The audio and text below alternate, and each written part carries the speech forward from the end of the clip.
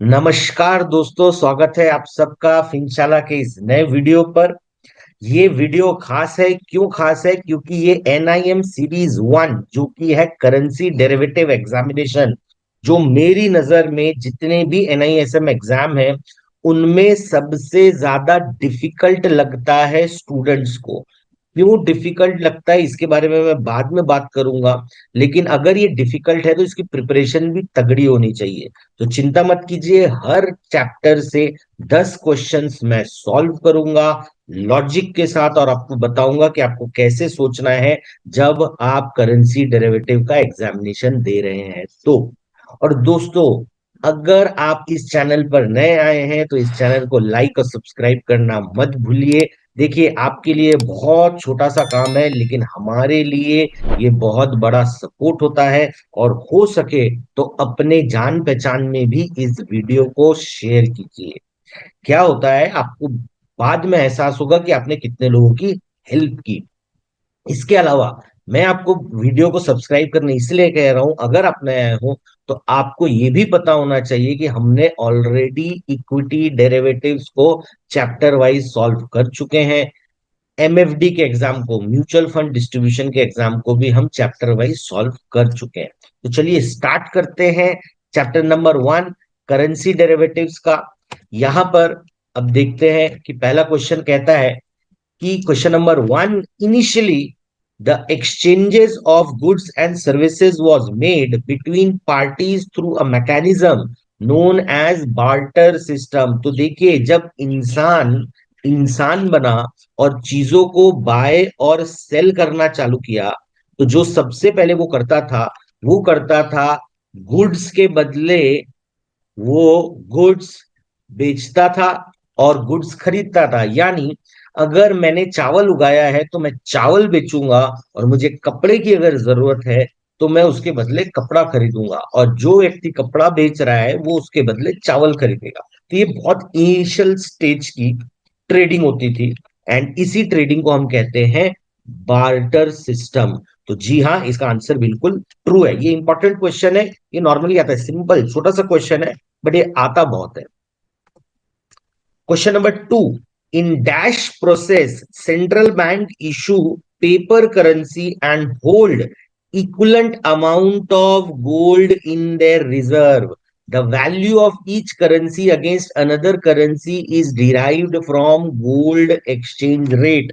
तो पहले तो मैं आपको क्वेश्चन बता देता हूं। ये कहता है एक डैश प्रोसेस है जिसमें जो सेंट्रल बैंक है वो क्या करते हैं, जब जब अपनी करेंसी इशू करते हैं, यानी करेंसी की क्वांटिटी बढ़ाते हैं, तो उन्हें इक्वल क्वांटिटी में गोल्ड खरीदना पड़ता है अपने रिजर्व में रखने के लिए। और इस सिस्टम पे क्या होता है, आपकी करेंसी की वैल्यू डिपेंड करती है गोल्ड के क्या भाव चल रहे हैं। तो याद रखिए, आपने बहुत बार सुना होगा अपनी व्हाट्सएप यूनिवर्सिटी में या फेसबुक यूनिवर्सिटी में, ये एक जमाना था जब $1 और ₹1 एक बराबर हुआ करता था। आज आप देखो कि $1 ₹80 का होता है। तो देखिए, वो जमाना था जब गोल्ड स्टैंडर्ड था, तो जिसके पास जितना गोल्ड रहेगा उसकी करेंसी की वैल्यू उतनी ज्यादा रहेगी। तो इसीलिए इसका आंसर होगा गोल्ड स्टैंडर्ड। लेकिन आज की डेट में सपोज अमेरिका को डॉलर प्रिंट करने हैं, तो उन्हें कोई जरूरत नहीं है गोल्ड को अपने रिजर्व में रखने की। उसी से जुड़ा हुआ है question number 3। During 1944 to 1971 countries adopted a system that was a blend of standard system and a floating rate system, and as a part of the system all currencies were pegged to USD at a fixed rate, and USD value was pegged to gold। तो चलिए अब मैं आपको question समझा देता हूं कि 1944 से 1971 में क्या हुआ था। अमेरिका ने वर्ल्ड के लिए एक सिस्टम लेकर आया था जहां पर उन्होंने गोल्ड स्टैंडर्ड को floating rate system, floating rate का मतलब होता है कि प्राइसेस थोड़ी बहुत अप डाउन करेंगी। तो उन्होंने क्या किया, सब कंट्रीज को कहा कि आप अपनी करेंसी को डॉलर से पेग कर दो, और डॉलर जो होगा वो गोल्ड से पेग हो जाएगा। एट द रेट $35 पर ट्राई आउंस। ठीक है। तो इस सिस्टम को कहा जाता था ब्रेटन वुड्स सिस्टम। तो इसमें लोगों का भरोसा इसलिए आया क्योंकि उन्होंने कहा भले हम डॉलर में बाइंग एंड सेलिंग करेंगे चीजों की, लेकिन अगर मेरे पास डॉलर है तो मैं उसे लेटर किस में कन्वर्ट करा सकता हूँ, गोल्ड में।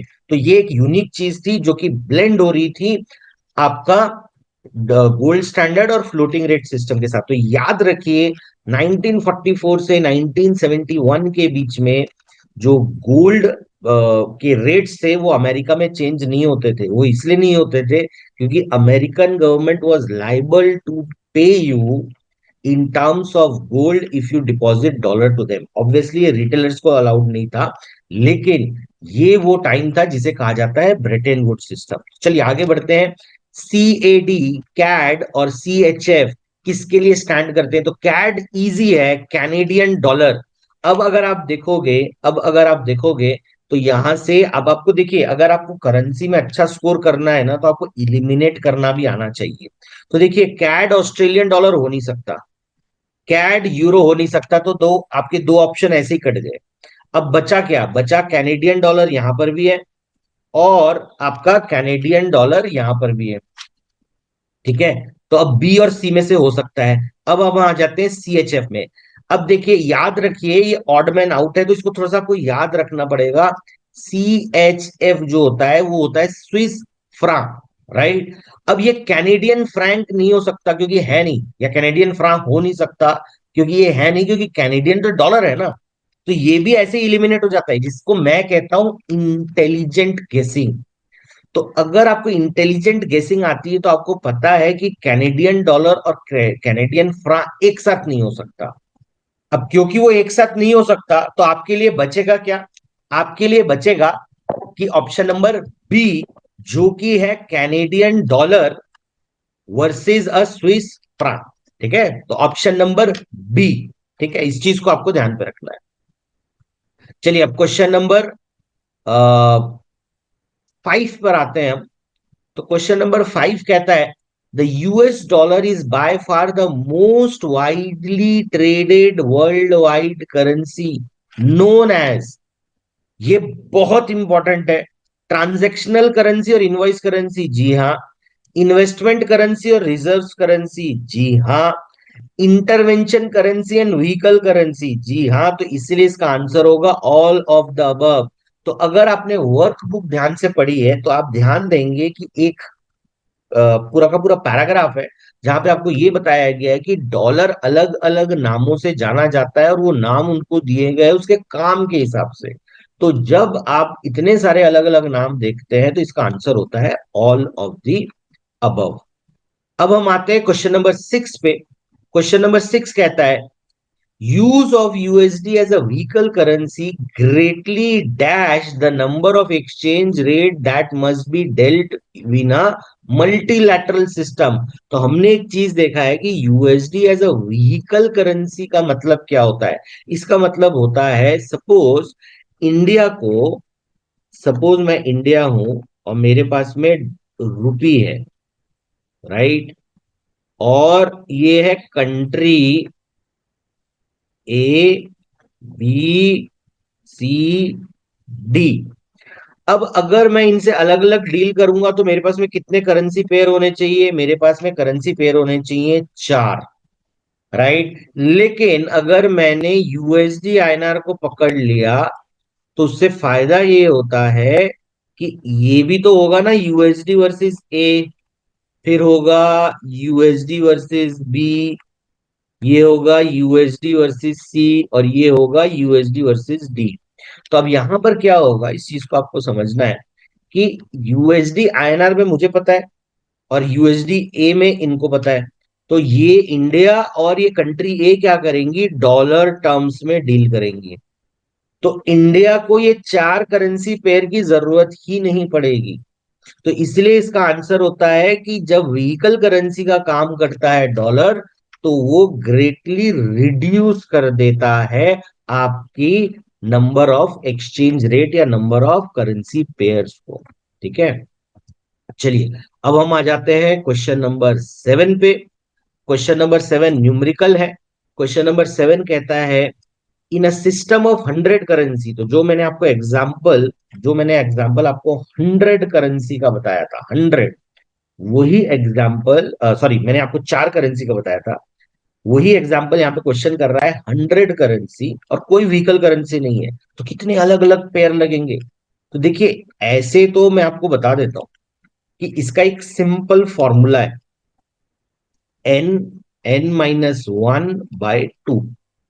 तो यहां पर क्या होता है, एन है मतलब 100 करेंसी, n-1 मतलब 99 डिवाइडेड बाय 2, तो ये हो गया 50, ये हो गया 1। तो जब आप इन दोनों को मल्टीप्लाई करोगे तो आंसर आएगा 4950।